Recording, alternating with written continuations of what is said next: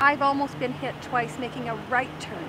I've given up on lefts and I'm making rights, but somebody's made a left right into me twice in 2 weeks. Last year, me and my mom made the idea of making a petition to see how many people cared about getting a light on 64th, because it's very dangerous to cross and so many kids cross it to get to school every day. Well, I'm monitoring what the situation is for pedestrians crossing. My main concern is kids getting to school because my daughter comes this way and was almost involved in an accident on September 23rd.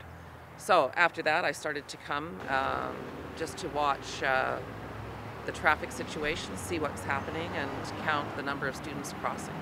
I've spoken with people who've stopped while I'm sitting here, who have kids that have already graduated, that have indicated they were scared every day when their child left for school, and that they had phoned City Hall. So I know there's lots of undocumented concerns expressed prior to 2007. I started my research on this as soon as I moved in. I moved in here in October 2006.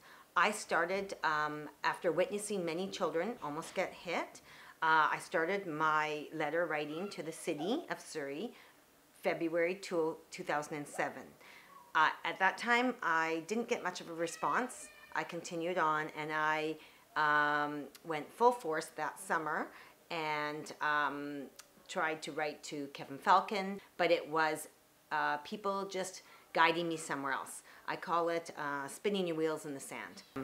One of the parents that I've been in touch with, Ellen, has letters dated in 2007, January. Another parent did a lot of work with the city, and the city came out and was responsive as far as looking at the situation.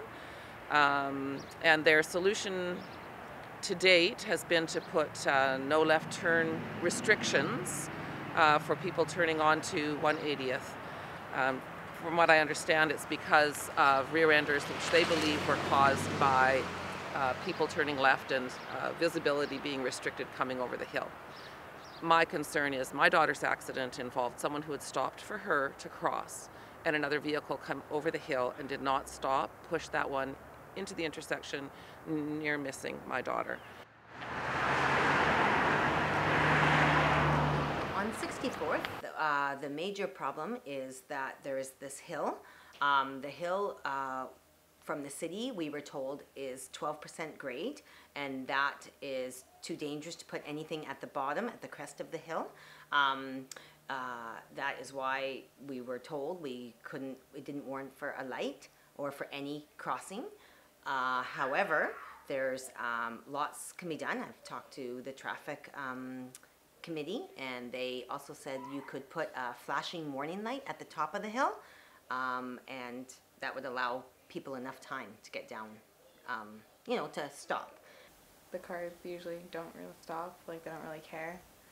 It can take 10 to like 15 minutes just to wait to cross. We were told it's not safe for a crossing guard to be there. And we felt as parents that if this isn't safe for a crossing guard to be there, then it is 100% not safe for our children to cross there.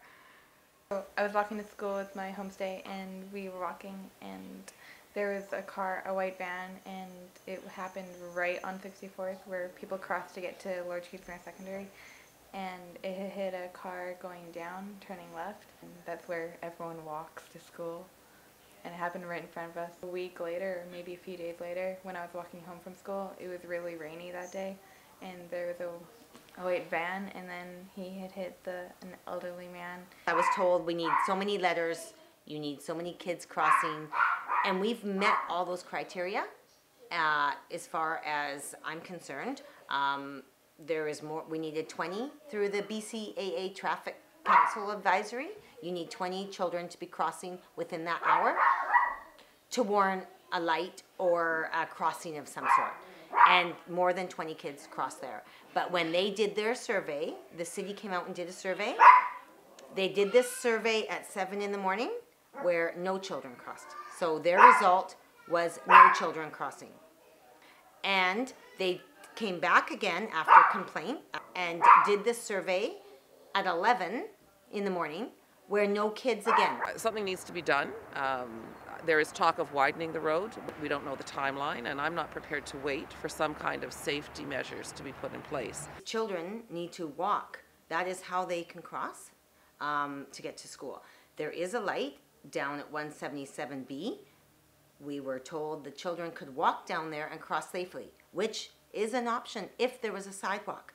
But there is no sidewalk on the north side of 64th. Because yes, it's 10 minutes extra out of the child's way, and not many children I know will take the extra 10 minutes.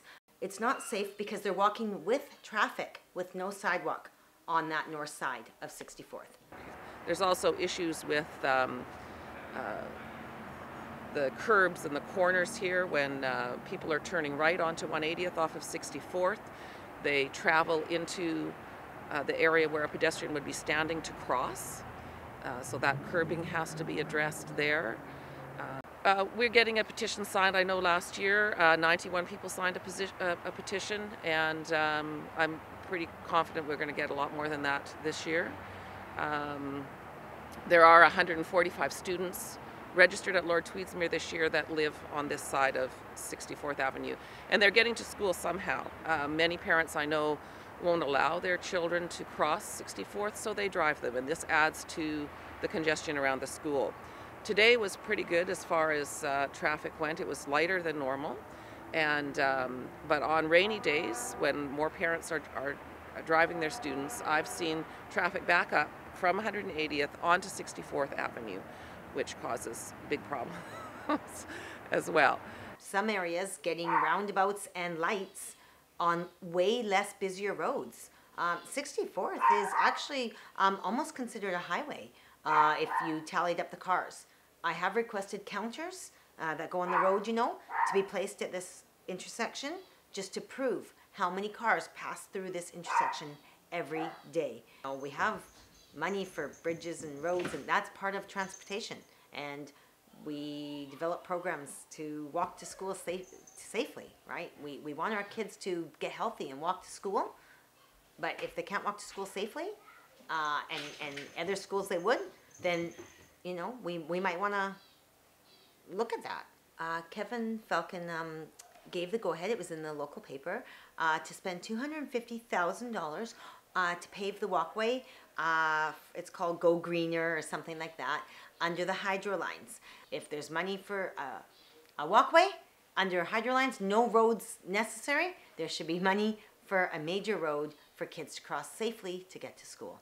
My concern is immediate, and I would like to see something done in the short term over and above their long-range plans. And I understand, you know, the city is being fiscally responsible, but there is also a human responsibility here. It all comes down to the engineering department has to make that final decision.